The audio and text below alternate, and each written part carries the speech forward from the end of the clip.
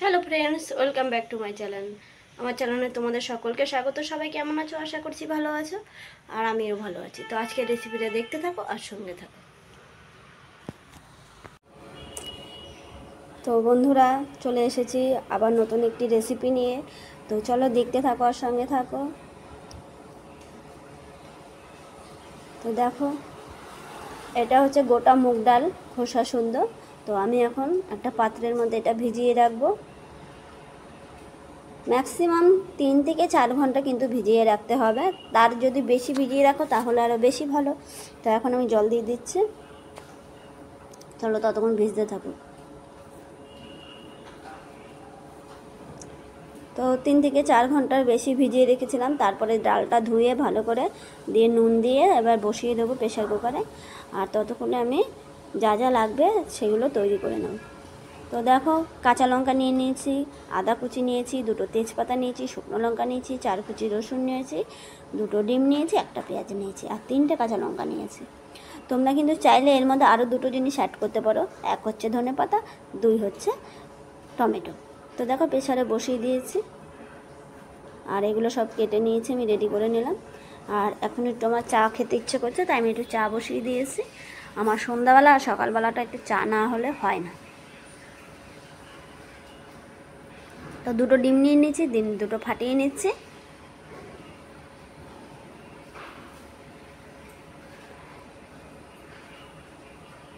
কড়াই বসিয়ে দিয়েছি, কড়াই গরম হয়েও গেছে। কড়াইতে সামান্য একটু তেল দেব, বেশি তেল দেওয়া যাবে না, একদম অল্প করে তেল দেব।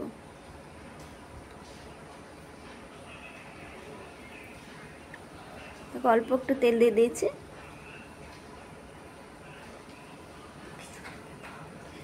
ডিমটা দিয়ে দিলাম। ডিমটা নাড়াচাড়া করে ঝুরি ভাজা করতে হবে। ডিমটা ঝুরি ভাজা করে নিচ্ছে।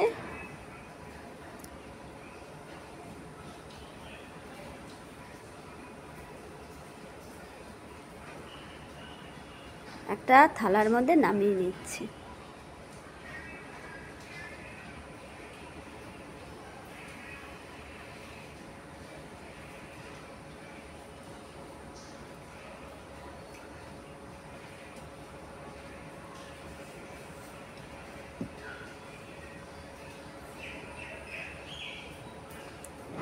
তো এই কড়াইতেই আমি আবার তেল দিয়ে দেব।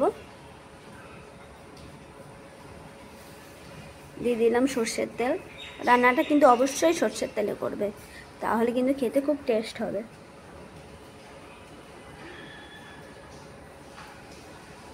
চা দিয়ে দিলাম, তেজপাতা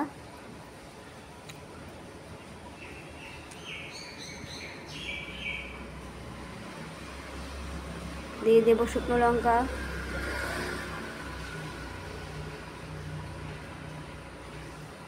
দিয়ে দেবো, আদা কুচি,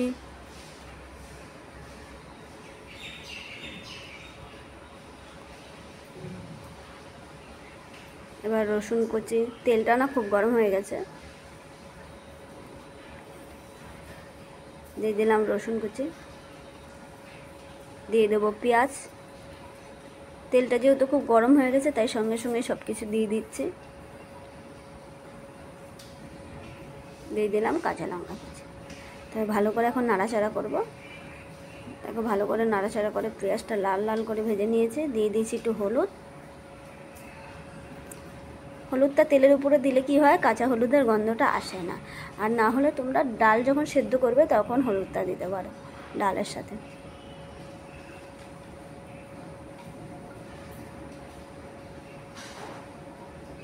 দিয়ে দিয়েছি একটু জিরের গুঁড়ো আর ডালটা দিয়ে দিলাম।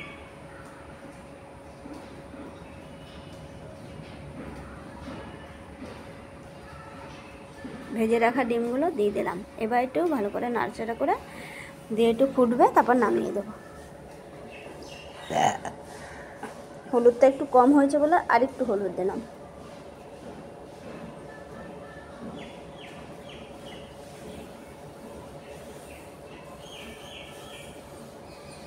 দেখো, ফুটে গেছে।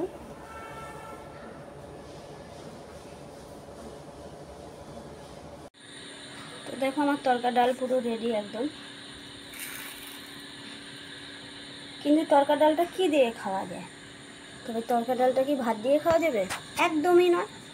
এই তরকা ডালটা খাওয়ার জন্য হয় তোমাকে পরোটা, না হলে লুচি, না হলে রুটি। তো আমি কি বানিয়ে নিয়েছি আজকে, চলো দেখিয়েও দিই তোমাদেরকে। এই দেখো ফুলকো ফুলকো রুটি, তো গরম গরম রুটির সাথে তরকা ডাল। তো রেসিপিটা যদি তোমাদের ভালো লাগে তবে একটি লাইক করো, কমেন্ট করো, শেয়ার করো। যারা যারা এখনও পর্যন্ত আমার চ্যানেলটিকে সাবস্ক্রাইব করোনি, please subscribe to my channel. পাশে থাকা বেল আইকনটিকে ক্লিক করতে ভুলো না, আমি ভিডিও ছাড়ার সঙ্গে সঙ্গে তোমাদের কাছে পৌঁছে যাবে। তো দেখা হবে নেক্সট ভিডিও। ততক্ষণের জন্য সবাই ভালো থাকো, সুস্থ থাকো।